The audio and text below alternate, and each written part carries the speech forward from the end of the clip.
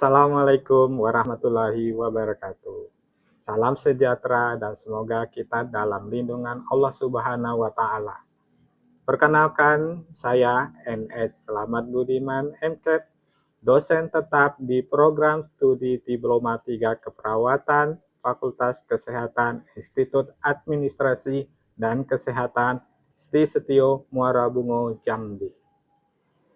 Pada kesempatan kali ini, saya akan menjelaskan mata kuliah yang saya ampu, yaitu mata kuliah keperawatan dasar. Mata kuliah ini ditujukan kepada mahasiswa program studi Diploma 3 Keperawatan untuk khususnya di semester 2. Dengan kode mata kuliah WAT 5.2.1, di mana mata kuliah keperawatan dasar ini terdiri dari 5 SKS yang terbagi menjadi 3 SKS khusus untuk teori dan 2 SKS ditujukan kepada praktikum laboratorium.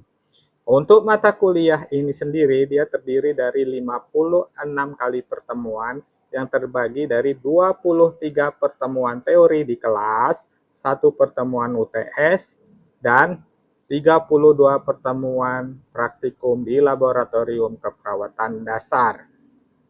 Mata kuliah ini menguraikan tentang konsep kebutuhan dasar manusia, prosedur keperawatan, dan memenuhi kebutuhan dasar manusia menggunakan, memelihara, dan menyimpan alat kesehatan yang sering digunakan dalam pelaksanaan asuhan keperawatan.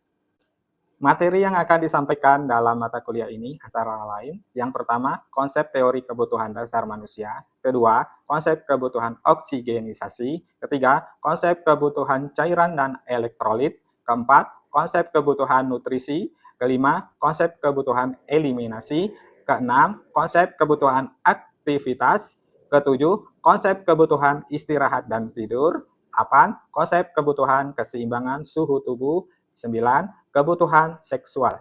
10, konsep kebutuhan perawatan diri. 11, konsep kebutuhan rasa aman dan nyaman yang meliputi perawatan luka dan nyeri. 12, konsep menjelang ajal. 13, konsep kebutuhan memiliki dan dimiliki. 14, konsep kebutuhan harga diri. 15, konsep kebutuhan aktualisasi diri. 16, konsep pemeriksaan fisik. 17, prosedur tindakan keperawatan dalam memenuhi kebutuhan dasar manusia. Untuk CPL mata kuliah keperawatan dasar ini terdiri dari 5, yaitu CPL 1 menguasai konsep teoritis kebutuhan dasar manusia. CPL yang kedua mampu memberikan asuhan keperawatan kepada individu, keluarga, dan kelompok, baik sehat, sakit, kegawat daruratan, dengan memperhatikan aspek biopsikososial dan kultural yang menjamin keselamatan klien sesuai standar asuhan keperawatan. CPL yang ketiga, mampu mengelola asuhan keperawatan sesuai dengan kewenangan klinis. CPL yang keempat, menyelesaikan pekerjaan berlingkup luas dengan menganalisis data secara metode yang sesuai dan dipilih dari beragam metode yang sudah maupun belum baku dan dengan menganalisa data. CPL yang kelima, menunjukkan kinerja dengan mutu dan kuantitas yang terukur. Selanjutnya, CPMK yang diharapkan pada mata kuliah keperawatan dasar ini adalah di mana mahasiswa mampu, yang pertama, menguasai konsep kebutuhan dasar manusia, kedua, menguasai prosedur keperawatan dalam memenuhi kebutuhan oksigen sesuai SPO. Yang ketiga, menguasai prosedur keperawatan dalam memenuhi kebutuhan cairan dan elektrolit sesuai dengan SPO. Keempat, menguasai prosedur keperawatan dalam memenuhi kebutuhan nutrisi sesuai SPO. Kelima, menguasai prosedur keperawatan dalam memenuhi kebutuhan eliminasi sesuai dengan SPO. Keenam, menguasai prosedur keperawatan dalam memenuhi kebutuhan aktivitas sesuai dengan SPO. Ketujuh, menguasai prosedur keperawatan dalam memenuhi kebutuhan perawatan diri dan berhias sesuai dengan SPO. Kedelapan, menguasai prosedur keperawatan dalam memenuhi kebutuhan istirahat dan tidur sesuai SPO. Kesembilan, menguasai prosedur keperawatan dalam memenuhi kebutuhan rasa aman dan nyaman sesuai SPO. 10. Menguasai prosedur keperawatan pasien menjelang akhir kehidupan sesuai dengan SPO. 11. menguasai prosedur pemeriksaan fisik sesuai SPO. Media yang digunakan dalam pembelajaran ini yaitu laptop, LCD proyektor, PowerPoint, video pembelajaran, papan tulis, modul, pantom, alat-alat keperawatan, dan alat-alat medis. Sedangkan metode pembelajaran yang digunakan pada pembelajaran teori antara lain tatap muka, diskusi kelompok, presentasi, dan belajar mandiri. Metode pembelajaran praktek di laboratorium keperawatan menggunakan tatap muka, simulasi, demonstrasi, dan belajar mandiri. Sumber referensi yang digunakan pada pembelajaran ini yaitu menggunakan buku cetak keperawatan, buku digital, jurnal keperawatan yang terbaru. Sedangkan untuk penilaian pada pembelajaran ini, untuk teori itu sendiri terdiri dari absensi sebesar 20%, tugas terstruktur dan belajar mandiri sebesar 20%, ujian tengah semester sebesar 25%, ujian akhir semester sebesar 35%. Sedangkan untuk praktek penilaiannya, tugas sebesar 40%, ujian praktek sebesar 60%. Sehingga total nilai tersebut akan digabungkan dan dibagi 2. Baik, berikut adalah video proses pembelajaran mata kuliah keperawatan dasar, baik teori di kelas maupun praktik di laboratorium dengan materi perawatan luka. Mari kita simak. Assalamualaikum warahmatullahi wabarakatuh. Selamat pagi semuanya. Pagi, Pak. Apa kabar untuk pagi ini? Baik. Oke, kita ketemu lagi di pagi ini untuk mata kuliah keperawatan dasar. Ya, untuk pagi ini kita akan membahas tentang konsep perawatan luka atau biasa dikenal dengan wound care. Sebelum Bapak menjelaskan materi di sini, ada yang tahu apa itu perawatan luka? Saya, Pak. Ya, silakan. Si Aulia. Perawatan luka adalah proses pengobatan dan perawatan luka untuk mempromosikan penyembuhan, pencegahan infeksi, dan pengurangan risiko komplikasi. Oke, bagus. Ya, silakan Fatima. Perawatan luka adalah serangkaian tindakan perawatan yang dilakukan untuk membersihkan luka, menjaga luka tetap bersih, mencegah infeksi, dan mempercepat proses penyembuhan. Oke, bagus. Nah, oke, untuk pertanyaan selanjutnya sebelum masuk ke materi di sini, siapa yang tahu untuk perawatan luka ini kita harus menguasai sistem apa? Dia tahu? Yo, silakan ulang. Melibatkan sistem intergumen. Sistem intergumen. Sistem intergumen itu sendiri apa ulang? Contohnya? Sistem yang terdiri dari kulit dan struktur lapisan dalam tubuh. Oke, sebelah sini ada yang tahu anatomi dari kulit? Seperti Pak. Epidermis, dermis, subkutnis.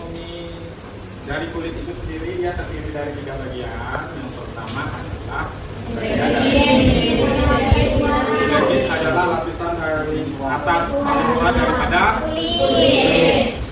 Kemudian lapisan kedua adalah dermis dan lapisan paling dalam adalah lapisan subkutnis. Ya, ini harus dihafal ya anatominya. Ya. Kalian untuk melakukan pengkajian luka, kalian harus tahu apa itu anatomi dari kulit.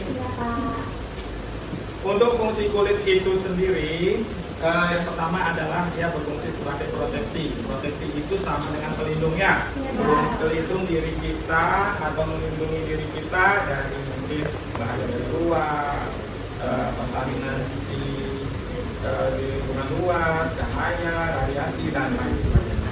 Untuk fungsi kedua yaitu sebagai sensori. Apa itu sensori? Yaitu sensori itu sebagai perangsang ya. Luka itu sendiri adalah gangguan integritas kulit yang disebabkan karena banyaknya hal, diantaranya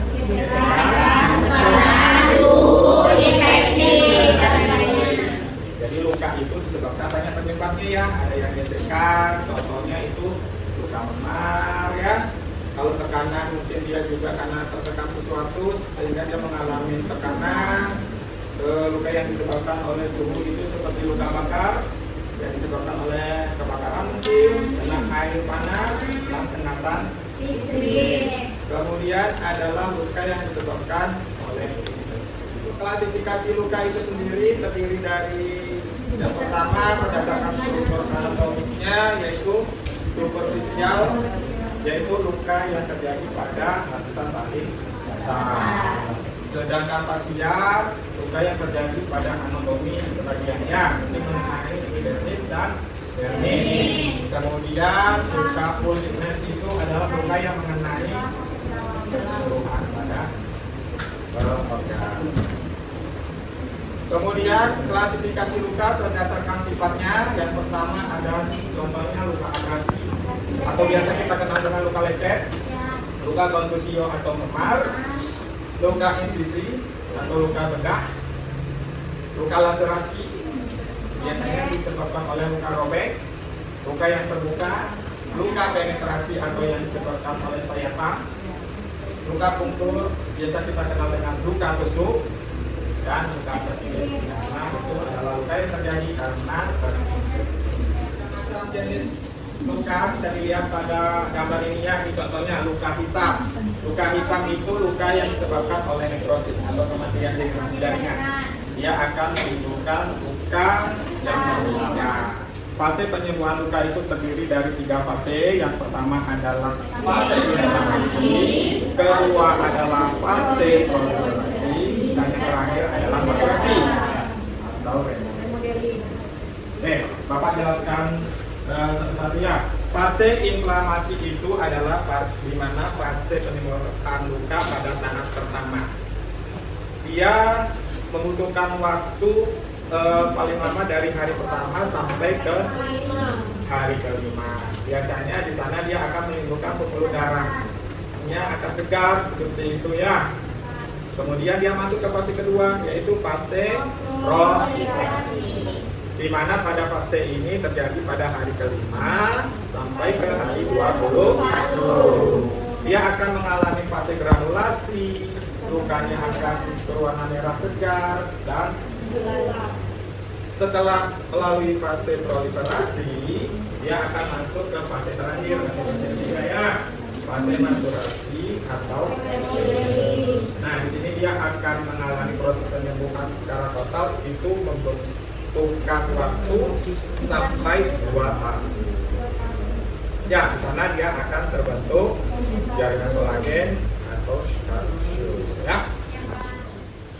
Oke, untuk poin berikutnya itu adalah faktor-faktor yang mempengaruhi daripada penyembuhan luka. Yang pertama adalah faktor usia. Kenapa usia itu sangat mempengaruhi pada penyembuhan luka? Karena ini ya, semakin usia itu bertambah, biasanya organ-organ dalam tubuh kita itu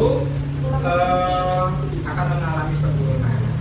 Ya, jadi semakin menurun untuk fungsi-fungsi tubuh, dia akan mempengaruhi daripada proses penyembuhan luka. Begitupun sebaliknya, dengan usia lebih muda, biasanya proses penyembuhannya juga semakin cepat karena organ asesornya dia masih muda atau masih segar. Faktor kedua yaitu penyakit yang menyertai. Di sini ada beberapa jenis penyakit yang sangat mempengaruhi daripada proses penyembuhan luka. Salah satu contohnya adalah penyakit DM. Komplikasi dari infeksi itu lukanya bisa menyerang, bengkak, nyeri, jaringan sekitarnya mengalami pengerasan, leukosiknya meningkat.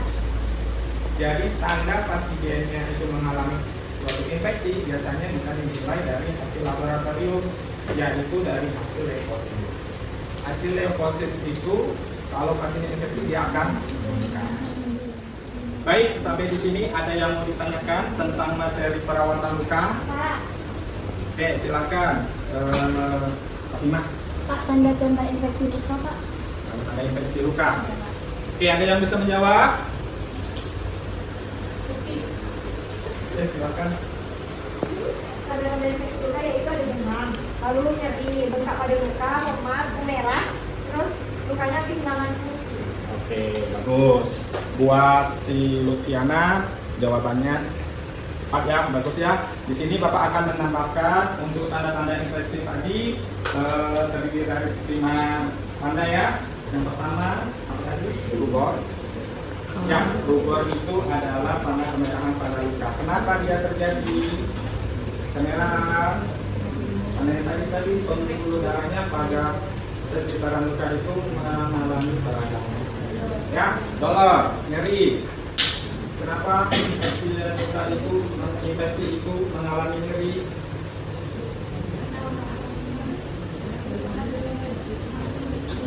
Karena pada area luka itu dia akan mendapatkan zat. Ya, apa lagi? Rubor,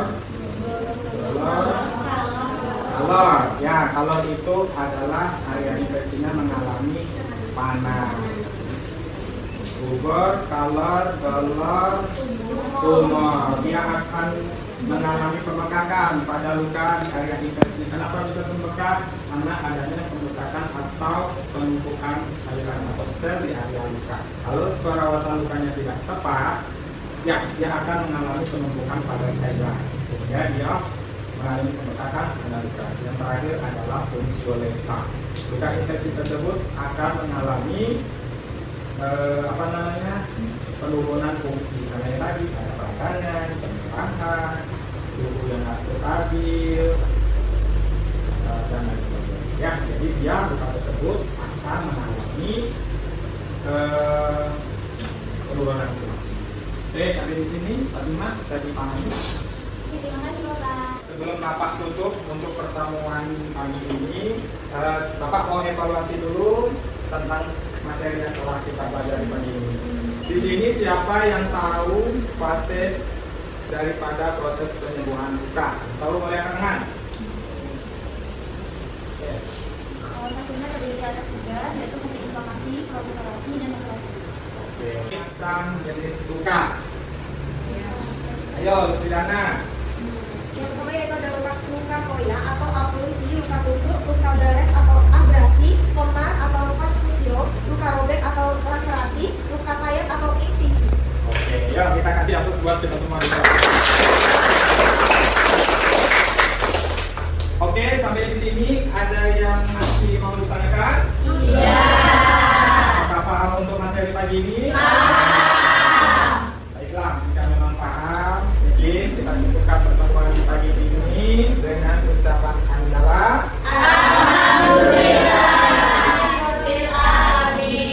Sampai ketemu di pertemuan berikutnya. Bapak tutup. Wabillahi taufiq hidayah. Assalamualaikum warahmatullahi wabarakatuh. Waalaikumsalam warahmatullahi wabarakatuh.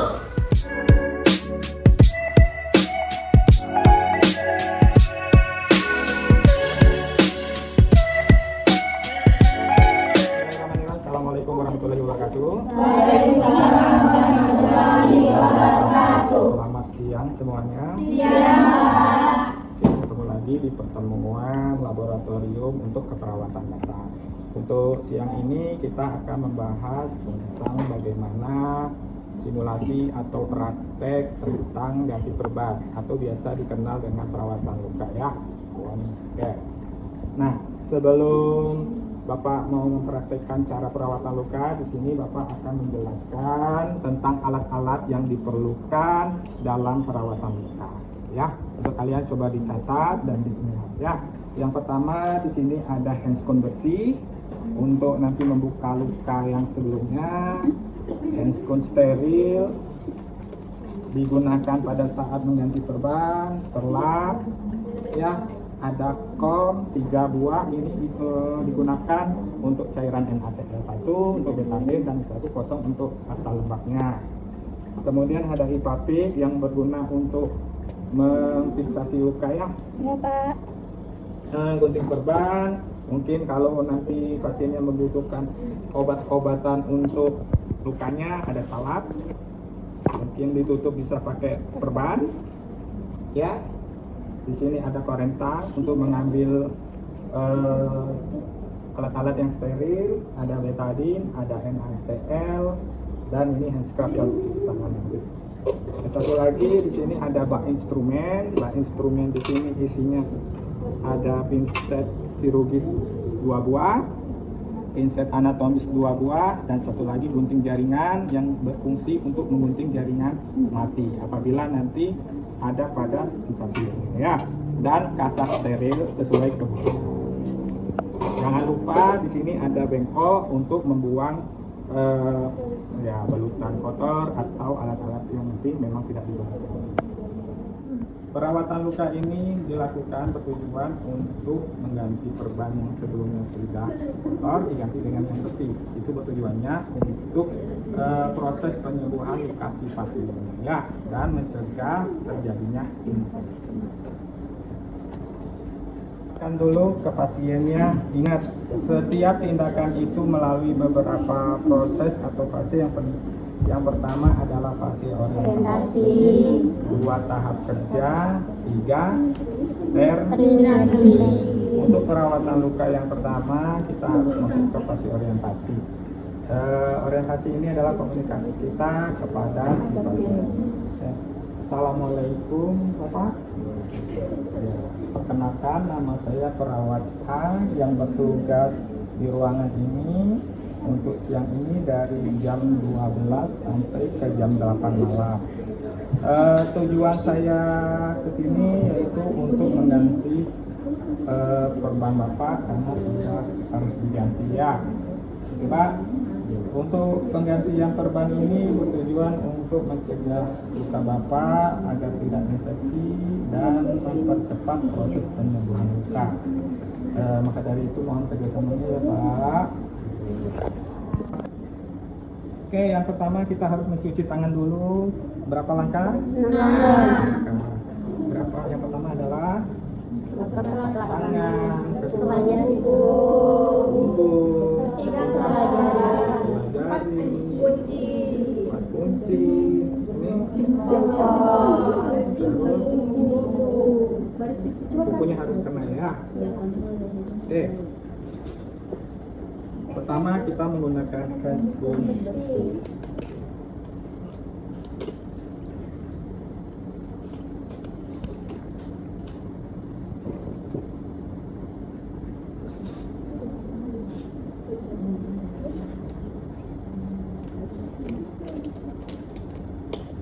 Kita dekatkan bengkok. Peralatan yang digunakan memasang perlat. Ya, kita sambil komunikasi ke pasien ya. Pak, maaf bisa diangkat tangannya. Oke, untuk membuka perawatan luka karena kita menggunakan hand conversi terlebih dahulu, kita mengambil alat steril itu dengan menggunakan parental ya. Kita ambil di sini dengan menggunakan kita ambil pinset chirurgi 1 dan anatomnya sepasang ya. Untuk membuka luka kita bisa di sini ya, lukanya kita basahin dulu tadi.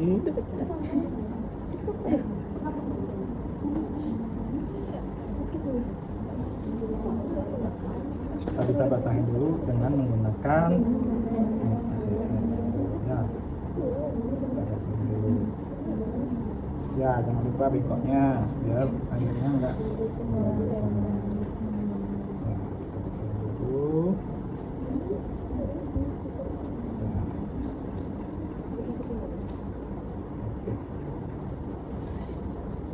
Nah, untuk pinset yang sudah digunakan untuk membuka luka tadi, baik, sekarang kita akan melakukan perawatan luka pada si pasien. Di sini saya sudah menggunakan handphone steril. Jadi untuk tindakan steril sekarang sudah boleh ya, menyentuh seperti kasa, menyentuh pinsetnya tanpa perlu menggunakan kepala. Untuk pertama kita lakukan perawatan dengan membersihkan luka. Kita ambil pinset anatomis dan chirurgisnya. Kita ambil 1 kasa, masukkan ke cairan ya,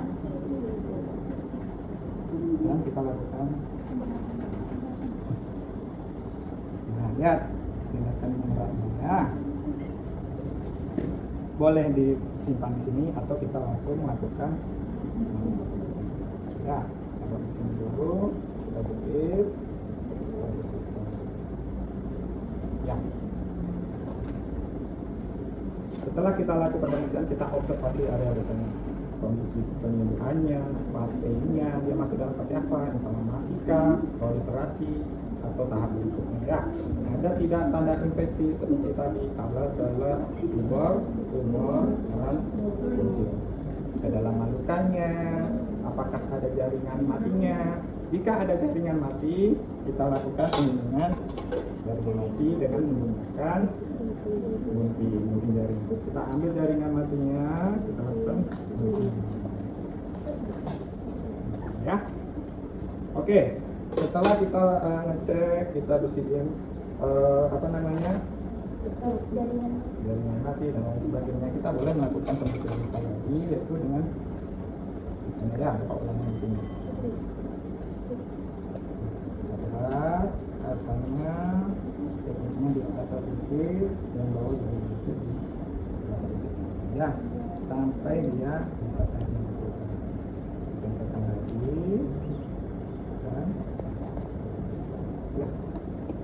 Jika memang dokternya mengizinkan untuk tindakan tindakan tadi, kita kasih depannya, ya, jangan terlalu.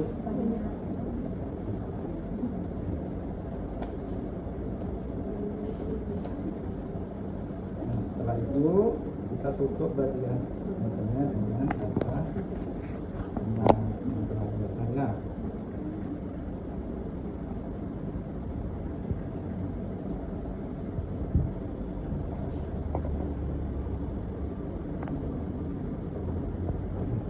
Tutup.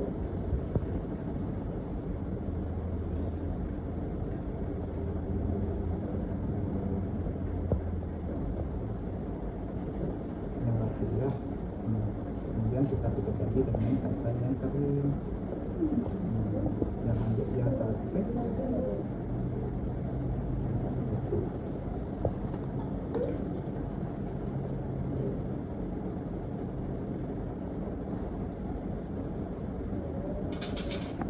Kemudian kita tutup biar lukanya bisa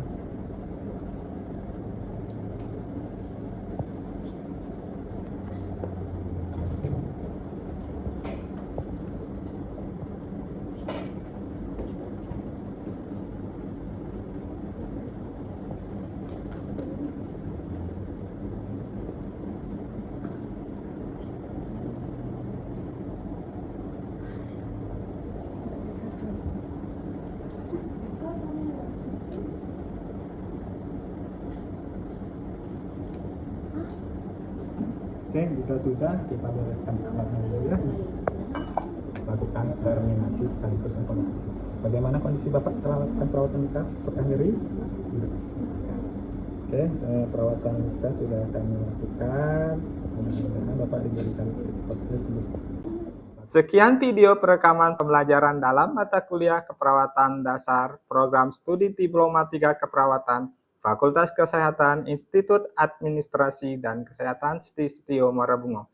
Video ini digunakan sebagai salah satu syarat dalam penyusunan dokumen pernyataan diri dosen dalam unjuk kerja Tridharma Perguruan Tinggi atau PDD UKT PT.